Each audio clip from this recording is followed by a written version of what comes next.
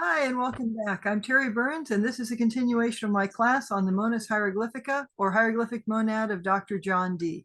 We're up to Theorem 17 now, and I have to tell you, I'm a little excited. This is the theorem where Dee tells us the meaning of the Philosopher's Stone.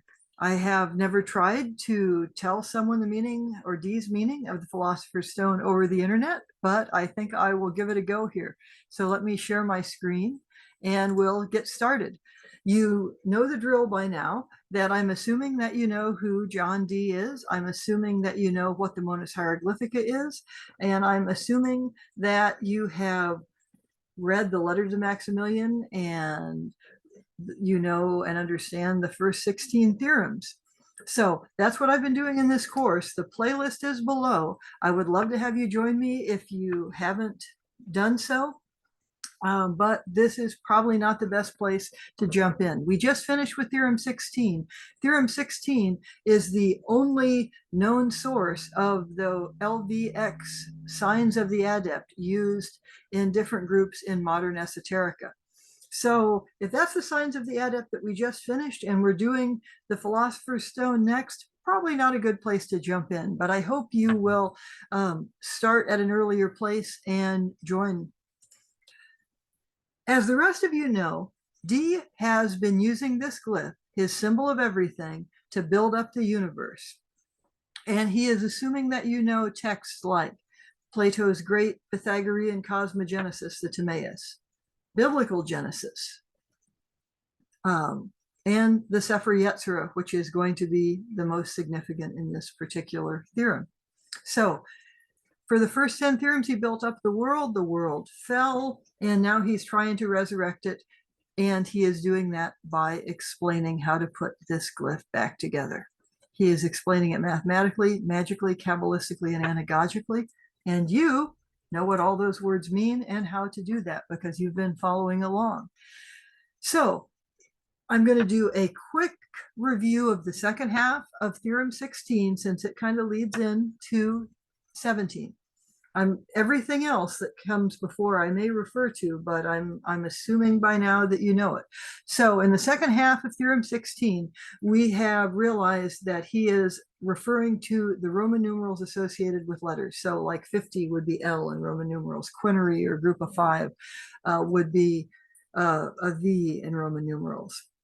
The denary, 10, refers not only to the 10 Sephiroth or to the Tetractys, but it refers to X in Roman numerals. And he has, back in Theorem 8, also referred it to conic sections, and he's brought that up again here in Theorem 16. But basically, you have him signing LVX to you. He's already done it once.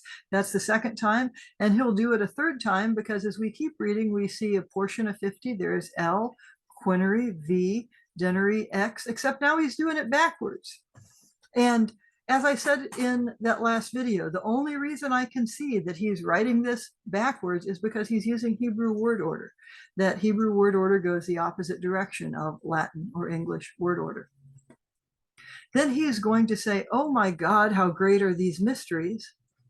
So if you don't get at that point what he's doing, you're invited to pause and think, hey, wait, did I miss something?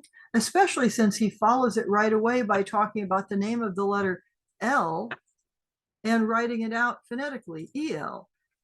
He makes a couple allusions to parts of the Bible too, but L is Aleph Lamad in Hebrew. It's the name of God. It's also a suffix you can use in Christian Kabbalah. Well, you can use it. It's just a suffix that you use in names like Raphael, Gabriel, archangelic and angelic names. So he seems to want you to think about Hebrew, right? In the letter to Maximillian, he said he was going to talk about the 3 sacred alphabets, Hebrew, Greek, and Latin. The other thing he's doing, though, in that last theorem was continuing to develop his idea of conic sections. That is, how does a luminous cone exert influence? Remember, just a few years before he wrote the Hieroglyphic Monad, Dee's previous work, the Propoitomata Aphoristica, well, and that's not counting the Kabbalistic work that is lost, but of his extant works, the Propoitomata Aphoristica is 120 aphorisms, and from about aphorism 30 on, he's dealing a lot with the properties of luminous cones and how they exert force upon the earth. So he is now attributing these letters to luminous cones. You can kind of see how he is doing that. If you follow my cursor, there's an L. You take the axis and go off there at the parallel. The top cone would just be a V. The whole thing would be an X. This is assuming that you're using the two-dimensional shadow of the cones, but he has done a lot of flipping from, well, from a point to a line, to a square, to a cube, going from 0 dimensions to 1 to 2 to 3. And by Theorem 20, as I've mentioned, he'll stumble onto a concept of 4 dimensions, even though the English language itself in Dee's time doesn't have a way to articulate that. He finds a way to articulate it with shapes. But moving on. So then he'll tell you explicitly in Theorem 16 that you want to put a perpendicular into this two-dimensional plane he's had. And if you put the perpendicular in and you're following his other cues, you realize, oh, that line, I bump it up to 2 dimensions, it's a plane, that's a Euclidean plane of reference. And he's been making multiple references to Euclid all the way through. Remember, he also writes the introduction to the first English translation of Euclid's Elements, only 3 years after the Monas Hieroglyphica comes out. So there are 7 shapes you can get if you run a plane through a cone, or through 2 cones that share an axis, like the one you're seeing on your screen there. You can get a circle, an ellipse, a parabola, a hyperbola, a point, a line, or a cross. 7, one of Dee's favorite numbers. And then 3, remember all his multiplying 3 times 7 to get the 21st letter. X is a cone. Well, now you see yet another reason. You have 7 forms, but you're only going to use 3 because he insists the line has to be perpendicular. Recta. Recta also is a play on good in Latin, this whole thing being part of not just the Gnostic ascent of the one, but the restoration of the Platonic Bonitatis. So we're left with a point, a line, and a cross. Okay, that brings us to Theorem 17. So we have his LVX, sign of the cross. We'll get through all of Theorem 17 in this video. It's just 3 paragraphs. We'll take them one at a time. So let's get started. I'll just read it here. He says, as is evident from the 6th theorem, 4 right angles can be considered to be in our cross. And the same theorem teaches that the sign of the quinary can be attributed to each one of them. The right angles, of course, being arranged in one way, but maintaining another position. The same theorem explains the production of the hieroglyphic symbols of the number 50. Remember, hieroglyph is a compressed symbol. So he's doing all of these things with 50, which is L or EL, or perhaps he'll want it to be something else. We'll find out. But what we know after his giving us LVX 3 different times in the last theorem is, gee, could he maybe be doing that here? There's 50L, quinary of V and X.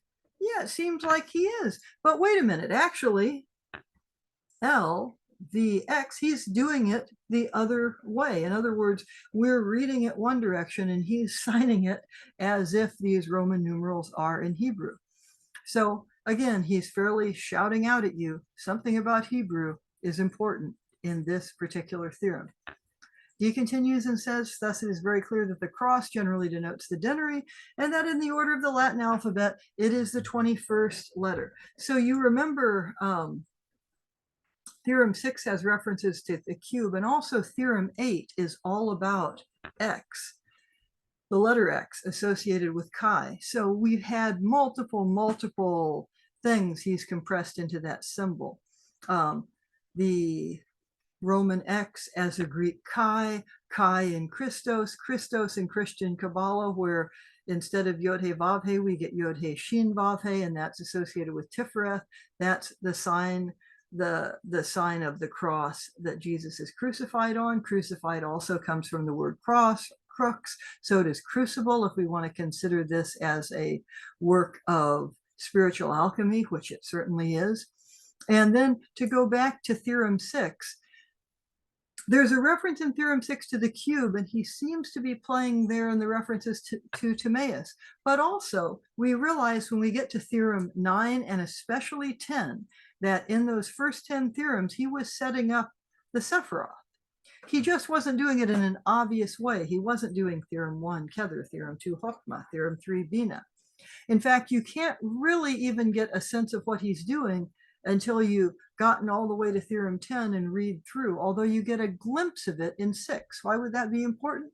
Because 6 is attributed, or the Sephirah Tifereth, associated with the sacrifice god, with the cross, with the sun, S-U-N-S-O-N, the center point of the microprosopis. All of these things we've talked about before, that should be things that ideally are text you already know, and he's just sort of tapping at it as a mnemonic device, like, remember this? So Tifereth is the highest point, the 6th Sephirah, that Kabbalists would say that you can't usually perceive anything higher than Tifereth from Malkuth, or the earth that we're standing on. So let's continue here a little further. It's the 21st letter, is 3 times 7, from which place the wise ones called Macubalist.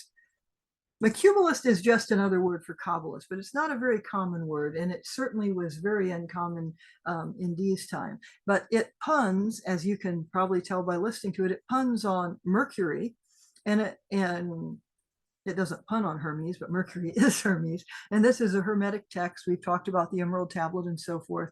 Remember back in the letter to Maximillian, and on the frontispiece itself, all the puns about Mercury, Hermes, stillborn, stylus, even references to, you can shift to a reference to Thoth if you want.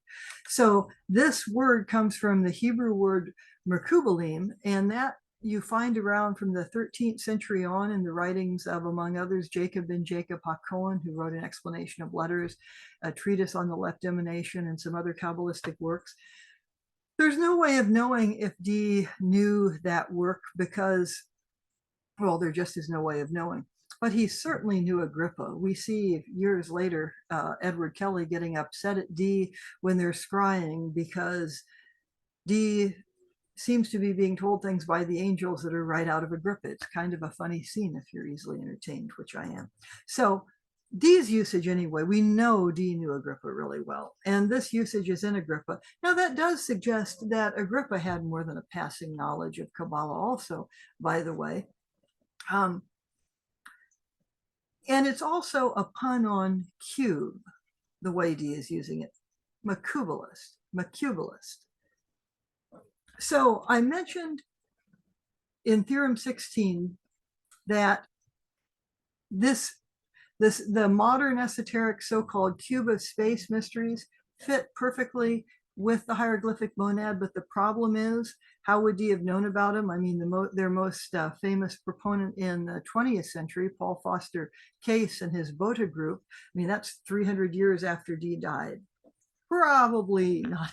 It's impossibly an influence unless you bend time. But the thing is, I think a lot of people forget that the Sepher Yetzirah has its own implicit, well, it's explicit actually, sacred geometry. And it has many of the things that we've looked at in ancient Greek texts. Elements. The elements we're told are the father letters. So that is why modern scholars generally now think, first of all, the ancient Greeks probably had some sort of Kabbalah, and at the least, the first Kabbalist writers seem to be pretty heavily influenced by some Pythagorean and other Platonic ideas. It's not just a coincidence that they're in both things. They're eerily similar in both things. So where would you find a cube in the study of Kabbalah? The same place that we would find the planets, and the same place that you would find the elements, the Sepher Yetzirah. So I'm going to shift for a minute here and say this is something that you may want to take a deep dive in on your own. The best article I know about it is one by J.S. Kupperman called A Sacred Geometry Within the Book of Creation. And thank you to Dr. Kupperman for letting me use his graphics here. This is how he illustrates one particular part of this that concerns a cube. He says, geometrically, chapter 5.2 of the Book of Creation describes a cube of 12 diagonals. This cube extends until the eternity of eternities, or the sphere of directional depths that are as Sepher Belima eternal. So notice here you have a cube inscribed in a sphere, just like you got in Timaeus, the sphere being the most perfect form according to Plato or Timaeus in Plato. So Kupperman continues and says the same chapter also describes the positions of letters in the cube. Unlike agreement on the association between the letters and the zodiacal signs, there's a number of different ways the letters are ascribed to the cube. So what he does is uses the Gra version, and he explains that he does that because it orders the letters in such a way that take into account the directions in which the 12 tribes of Israel were ordered. Another thing you can take a deep dive into, or perhaps already have, and to create the letter Bet, which is the first letter of the Hebrew Bible, right? Bereshit, and the letter through which creation occurred. It is thus fitting that creation, our home, or Beit, or just house, because the letter Bet or Beth is the shape of a house, most people who study Hebrew say. So he gives this diagram to explain how you would draw that cube if you used the singles in the Gra version. So remember, one reason that Dee so likes 3 times 7 is that in Hebrew there are 3 mother letters, 7 doubles, and 12 singles. That might be important by the time we get to the end of this. All right, we're at Macubalus. He says, from which place the wise ones called, Macubalist will show by signs and letters that this is signs by signs and letters. Well, we know them. You hear an echo of something more modern? Maybe a few of you do. That the same letter is composed of 21s. And finally, it can be considered very simply to be seen as one sign, no matter what kind of and how much other power it has. Okay, don't just listen to me about this. Pause and see if you can figure this out. X is the 21st letter, right? And now we're going to get this same letter, X, or Greek chi if you prefer, either one, composed of 21s. That's manifestly untrue, okay? So it seems like he is creating a riddle. Can you solve the riddle? You already know that you should be looking in the Hebrew language or the Hebrew alphabet for the riddle. And probably by the time I tell that to you, you have solved it. So I've already told you that X is the 21st letter in the Roman alphabet. It's Greek chi. The Macubalists show it's 21s. Hebrew doesn't have any X. But chi, if we go from Latin to Greek, chi can sound the same as the Hebrew kaf, which is the ancestor of another Greek letter, kappa, and kaf is 20. In other words, every Hebrew letter has a numeric equivalent, aleph being 1 and so on, and kaf is 20. So yet again, he's relying on you knowing a little bit about Hebrew to solve what he's doing here. Okay, so from all of these things together, we're on to the next paragraph finally, by the way. From all these things together, we can see it can be concluded by means of a very good Cabalistic explanation that our cross can signify to initiates in a remarkably shortened way the number 252, namely 4 times 5, 4 times 50, 10, 21, and 1 add up to 252. Okay, maybe when you hear that, you have the same response I did when I was first working with it to write it out. And I'm like, okay, yeah, so 4 times 5, 4 times, yeah, that's 252. But dude, that's a pretty contrived argument. You got to do better than that. So he says, thus we recommend to Cabalistic Tyrions that they study this same number, 252. Well, he says we can deduce it from our premise in 2 other ways, omitted here for brevity. Well, when he says omitted here for brevity, it's like, ha, ha, ha. When he's not omitting for brevity, it's a hidden meaning. You've got to figure it out. So let's work with this Cabalistic Tyrions, another Tyrions is from Tyronibus. It's a Latin word D made up, another one of them. And maybe we can use this word to try to figure out what he's talking about. So Joosten in his 1964 translation suggested it could mean a beginner, like Tiro plus ibus, if you figure that D is misspelling Tiro. And I guess you could say it means beginner, except that if so, it's kind of a sarcastic usage, and Dee isn't known for being sarcastic.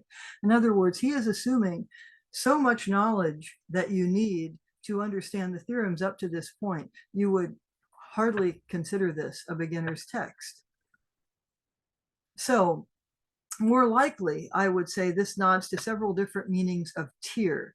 It's an ancient Phoenician city. Remember, the alphabet comes from ancient Phoenicia. Another way of writing it other than Tyr is Tyros, and the name means rock. Tyros is rock, like the Philosopher's Stone, a rock. Tyr was also renowned for purple dye. Purple is associated with royalty, so a Tyrian color is often a purple. A royal color is often purple. It's referred to repeatedly in the Turba Philosophorum, which I talked about a few videos ago, particularly in the Nature Rejoices in Nature alchemical quote, and also in the 4 books of the Pseudo-Democritus, which is where his reference to Astanes was coming in an earlier theorem. So, and also, of course, Dee knew Northern European mythology and collected works on it, so it could play upon the sound of Tyr, the old Norse god that Latin writers identify with Mars. It's where we get our Tuesday from. But all of that is nothing compared to Tyronibus is a pun on Tyr, omnibus, that rock, Tyr, which contains all, omnibus. What rock contains all? The Philosopher's Stone. Okay, that's what he's saying the Philosopher's Stone is. 252, or whatever it is that symbolizes. Let me submit to you that it's not going to symbolize this contrived thing that I've taken you through. It's going to be one of these other 2 ways that he says he's omitted for brevity. And that's what we're going to get to by the end of this video. He's also, since he says Cabalistic Tyrions, he's obviously saying that the Philosopher's Stone has something to do with the Kabbalah. He's practically shouting at you. So is all of his other signing things to you in word order that's Hebrew word order, and doing his little chi, kaf thing and all of that. He's also, when we get to Theorem 23, he's going to say something like this again. He's going to equate 252 with the master stone, basically. And so how we get this to be the Philosopher's Stone via Kabbalah, we'll come back to after we look at the last paragraph, or you can pause now and try to figure it out on your own. Better if you figure out the Philosopher's Stone on your own, I've been told. So he says these add up to 252, thus we recommend to Cabalistic Tyrions that they study the same number, for we can yet deduce it from our premises in 2 other ways, omitted here for brevity. We consider the varied, skillful production of this master number to be worthy of the consideration of philosophers. Now we're to the last paragraph. He says, I will not conceal from you here another memorable mystagogy. Our cross, having suffered itself to be divided into 2 pairs of letters, and as earlier we saw their numerical virtue in a certain way, we will now ponder in turn their verbal power with that cross, because from this may be born LVX, light, a word we perceive with the highest admiration, finely and masterfully, through the harmony and agreement of the ternary and the unity of the world. Okay, let's start here with mystagogy. Mystagogy is the interpretation of the mysteries, the explanation of the mysteries, the revealing of the mysteries. It's the final period of initiation where the meaning of the sacraments are explained to people who have received the sacraments. In classical Latin, mystagogus or mystagogus, and you can pronounce it either way, is a priest who initiates people in sacred mysteries. It comes from ancient Greek, from the person who gave instructions to candidates for initiations into the Eleusinian mysteries, and then it's later applied to Christian priests. It's also a synonym for hierophant, although that word skips over Latin and just comes into English. So in ancient Greece, these were the names of the high priests of Demeter who conducted the celebration of the Eleusinian mysteries and initiated the candidates, being always from a particular group of initiates, always a citizen of a particular place, Attica. Only one of these, like I had made it into liturgical Latin and Christian rite, so the term Hierophant has made it into English now as a person who explains hidden mysteries. Okay, two pairs of letters. The two pairs of letters are, if you remember in the last theorem, he has L written in a certain way, and then he tilts it and he has like a V and a V. If not, look back to the previous theorem. So those are the two letters that he explained in lots of different ways. Then he talks about their verbal power. Okay, he said, we saw their numerical virtue in a certain way. We've also seen their virtue as light, right? Conic sections. And then he has taken the numeric value, spelled out light, signed it to you a bunch of times, and given you a hidden demonstration on conic sections. That point where they're intersecting would be the point of Tifereth if you work it through everything he's done in other theorems. Now he's saying verbal power. Well, one of the important things is, first, he's talked earlier about spoken Kabbalah, but think of the famous quote from the book of John: in the beginning was the Word, and the Word was with God, and so on. So now it's the spoken power along with the power of light, along with the numeric power. Okay, so just a side note, when Dr. Turner and I were translating this, we left LVX in here where my cursor is, and then put light in parentheses, just to let the reader know that there are all kinds of things you're doing with LVX, and you can't really do them with the English word light in the same way.